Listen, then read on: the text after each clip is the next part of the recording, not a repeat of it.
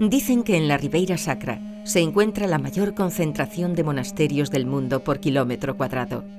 Hecho este nada sorprendente, dada la belleza de los cañones del Sil, los bosques frondosos de incontables tonos verdes y los exquisitos vinos ya apreciados en tiempos romanos. Y es que desde siempre el ser humano tuvo muy claro que no solo de pan vive el hombre.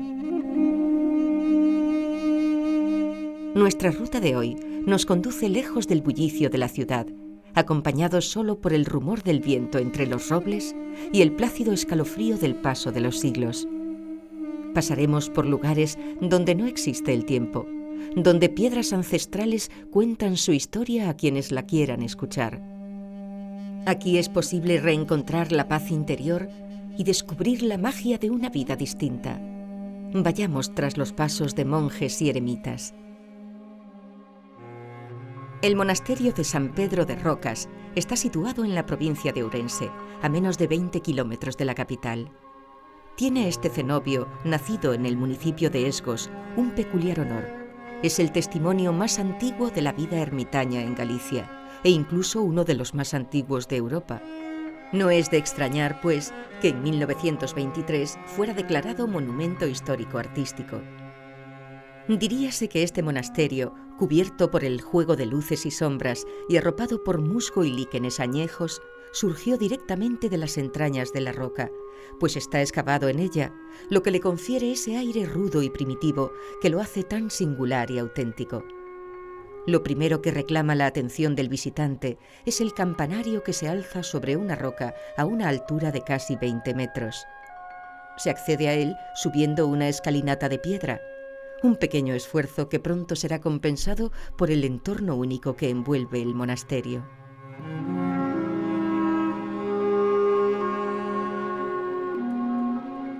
Corre el año 573, época en la que los suevos habitan el reino de Gallaecia, cuando aquí se construye el primer asentamiento. Al menos eso es lo que se deduce de la lápida fundacional, hoy conservada en el Museo Arqueológico Provincial. Según este testimonio, 7 ascetas eligen este lugar para dedicarse a la oración y meditación. Aunque en la lápida se hace mención a ellos como los herederos, dando lugar así a la creencia de que este asentamiento es en realidad un lugar de culto mucho más antiguo al citado año. Con la llegada de los musulmanes a la península, el monasterio es abandonado y permanece en el olvido hasta que en el siglo X, y según la leyenda, un caballero llamado Gemondus lo descubre durante una jornada de caza. Decide quedarse y junto a otros caballeros forma una comunidad monástica, devolviendo el esplendor a las antiguas piedras. A pesar de las numerosas reconstrucciones, debidas a varios incendios sufridos, el monasterio no pierde su signo de identidad. La construcción en la propia roca que podemos apreciar, miremos donde miremos, incluso las curiosas sepulturas con forma antropoide se hunden en el mismo suelo. El interior de las capillas nos descubre un mundo que refleja la magia de la sencillez, aunque no por ello menos atractivo o valioso. Prueba de ello es sin duda la pintura mural del siglo XII, donde se puede apreciar un insólito mapa mundi románico. Para hacerse una idea, al menos aproximada, de cómo debieron vivir los monjes el misterio de la luz que irrumpe en la fría oscuridad, nada mejor que echar un vistazo hacia el techo de la nave central. De recomendada visita es el centro de interpretación de la Ribeira Sacra, situada en la casa prioral del antiguo monasterio. Aquí podemos saciar nuestra curiosidad sobre varios aspectos de la vida monacal.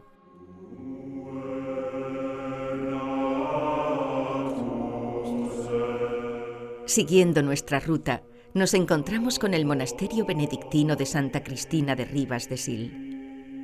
El municipio de Parada do Sil, situado entre las estribaciones montañosas de las tierras de Caldelas y el cañón del Sil, esconde entre su frondoso paraje esta pequeña joya adormecida.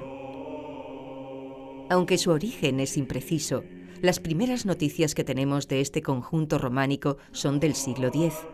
Más adelante, en el siglo XV, pasaría a ser priorato de San Estevo de Ribas, evento que marcaría su declive. e incluso pasaría a manos particulares, dejando a un lado su orgullo para adaptarse a los tiempos y convertirse en granja.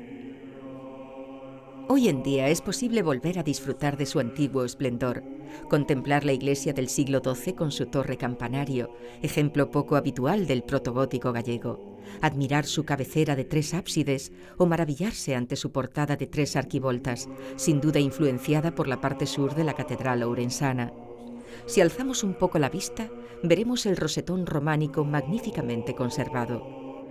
En el interior nos aguardan tumbas de abades y pinturas al fresco. A través de una puerta situada a la izquierda de la fachada principal, en la que debemos detenernos un momento para descubrir las figuras que nos observan desde su arco, llegamos al claustro renacentista. Si subimos al primer piso, podremos disfrutar desde la balconada de unas preciosas vistas del entorno. Aunque lo que posiblemente más llame la atención al visitante sean las ventanas con los famosos faladoiros. Aquí apetece sentarse un rato y mantener una amena charla antes de emprender de nuevo la ruta.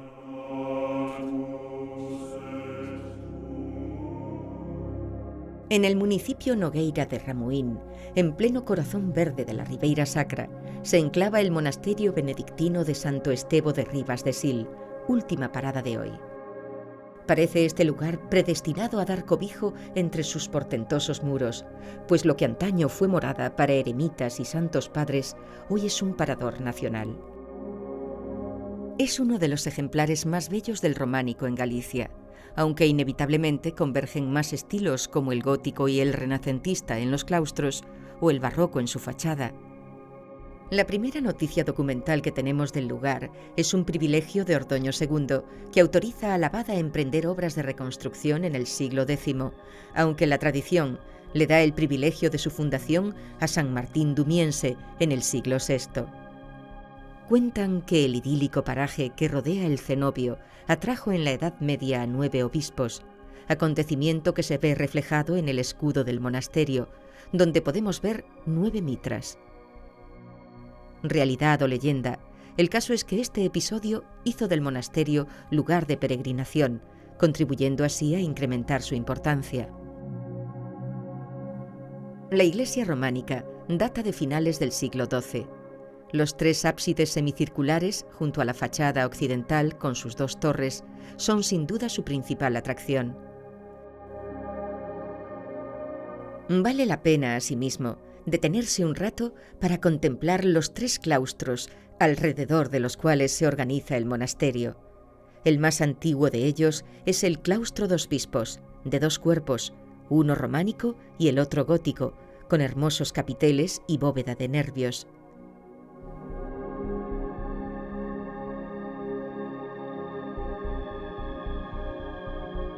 Pasamos a los claustros de estilo renacentista. Primero, el claustro de los Cabaleiros, el cual reconoceremos enseguida por su cuidado césped.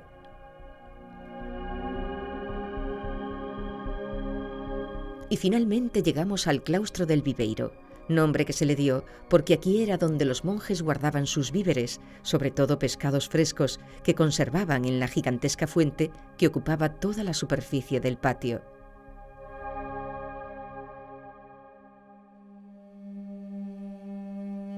Y ya llegados al final de nuestra ruta de hoy, descansemos un rato. Contemplemos sin prisas las vistas a las laderas del río Sil, sus cañones y los viñedos, capaces de dar luz a un vino que encierra todos los matices de su entorno único.